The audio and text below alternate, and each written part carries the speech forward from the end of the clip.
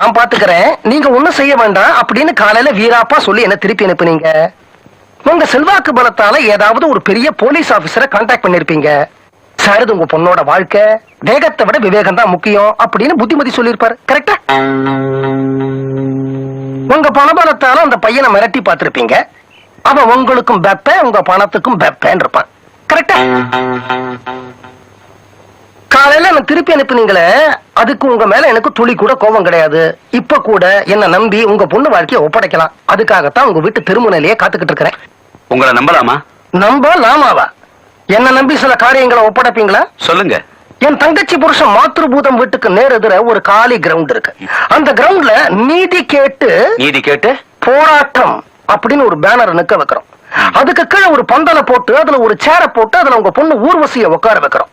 2 சேரை போட்டு நீங்களும் உங்க பொண்டாட்டியும் கூட அங்க உட்காடுறீங்க. சார், இது உண்ணாவிரத போராட்டம் இல்ல. அதனால